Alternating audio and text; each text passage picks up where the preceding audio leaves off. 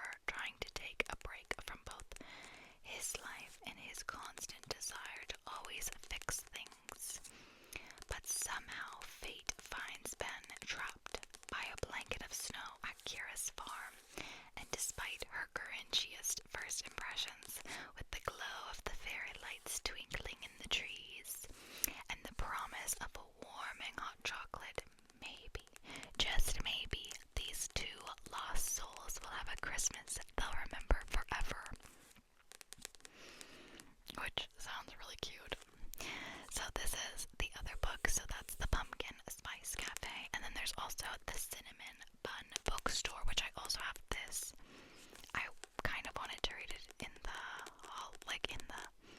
fall, but I didn't get around to it. I definitely want to read this though, because this is like a Christmassy little small town romance. This isn't very long either. I think it's also around 300. Let's see. This one's 342 pages. But these types of books, I feel like I can fly through as long as it's not like boring. But I liked her other book. I think I read it in like a day or two. So I think I could read this pretty fast. And it's so cute.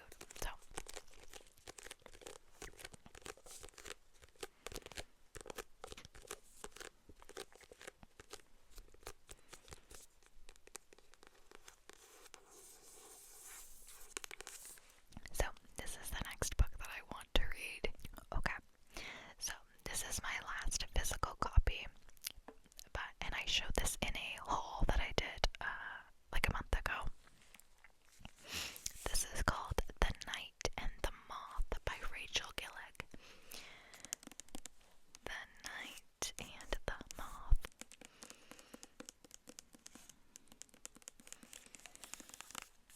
This artwork is really pretty. And it's like foiled as well. This is really beautiful. This is, I know, I think this is like a romantasy, but it's kind of like, people described it as a achingly romantic, richly imagined and told with a gossamer delicacy that keeps the pages flying.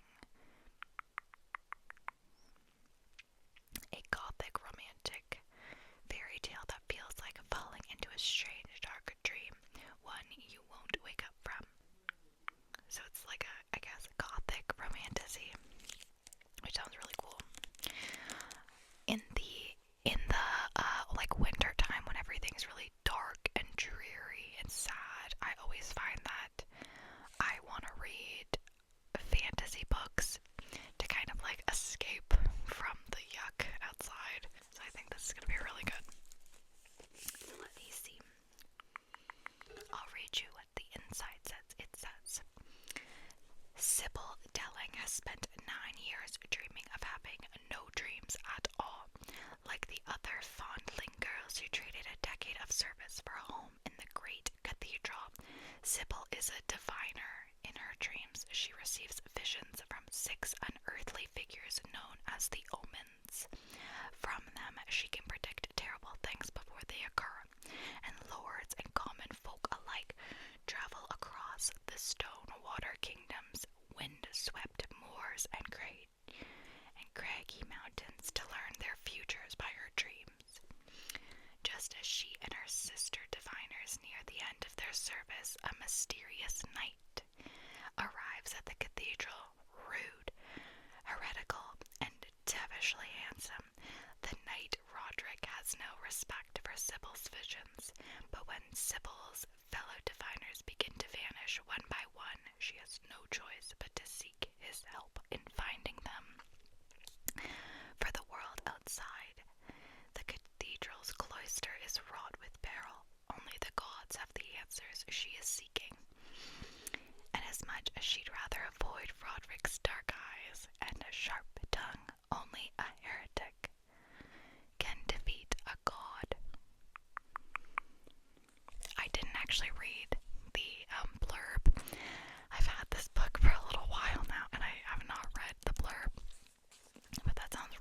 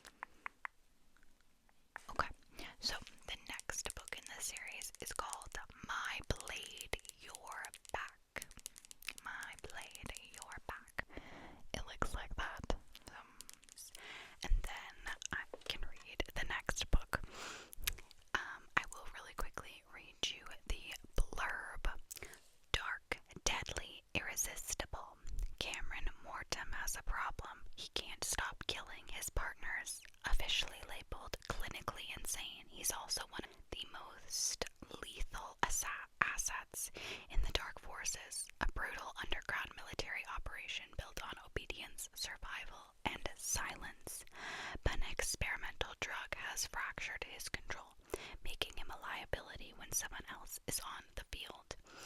As punishment, he's thrown back into the under trials, a merciless boot camp designed to break the weak and sharpen the ruthless. His one directive: don't kill the new girl. Emery Maves narrowly escapes a death sentence after her own brutal crimes, only to find herself forced into the same violent world. Assigned to Cameron, she's expected to survive the trials and her new partner's unstable nature. But Emery quickly realizes there's more to Cameron than bloodlust and body counts. Beneath the madness lies a terrifying allure and a strange, dangerous tenderness. As the trials push them to their limits, Emery must navigate the brutal demands of the dark forces while resisting the pull of a man who could just as easily kill her as protect her, and Cameron must fight the one urge he's never been able to overcome. Their bond is intoxicating, chaotic, and born of violence, and if it doesn't destroy them both, it might just save them. So, it is a dark military romance. I would highly suggest checking the trigger warnings before picking this up. And then the last two books I'll talk about, I talked about in my What I Want for Christmas video, my holiday wish list. I am going to be rereading Quicksilver, and then reading Brimstone.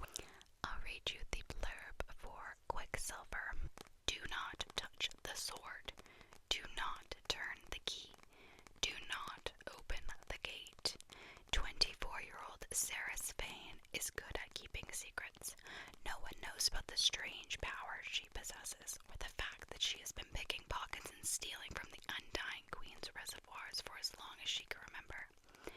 In the land of the unforgiving desert, there isn't much a girl wouldn't do for a glass of water, but a secret is like a knot. Sooner or later, it is bound to come undone. When Ceres comes face to face with death himself, she inadvertently reopens a gateway between realms and is transported to a land of ice and snow. The Fae have always been the stuff of myth, of legend, of nightmares, but it turns out they're real, and Ceres has landed right in the middle of a centuries-long conflict that might just get her killed. The first of her kind to tread the frozen mountains of Velia is over 1,000 years. Ceres mistakenly binds herself to Kingfisher, a handsome Fae warrior who has secrets and nefarious agendas of his own. He will use her alchemist's magic to protect his people, no matter what it costs him or her. Death has a name. It is Kingfisher of the Ancient Gate.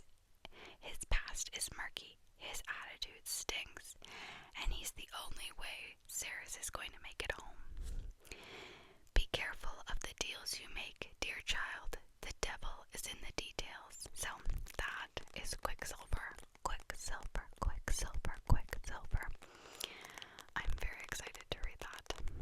I really enjoyed it the first time I read it. I gave it 5 stars, so I'm super excited to reread and then read the new book. Brimstone, Brimstone, Brimstone. So, those are all the books that I would really like to read before the end of the year. I hope you guys enjoyed.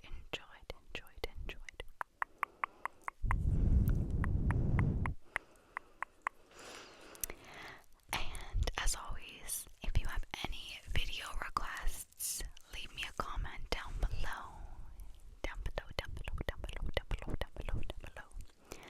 Leave me a comment down below, and I will try and get to them as soon as I can. And I hope you guys all have a good morning, good morning, good morning, good afternoon, afternoon, afternoon, or good evening, good evening, good evening, wherever you are, wherever you are. Thank you guys so much for spending time with me, and I'll see you in the next video.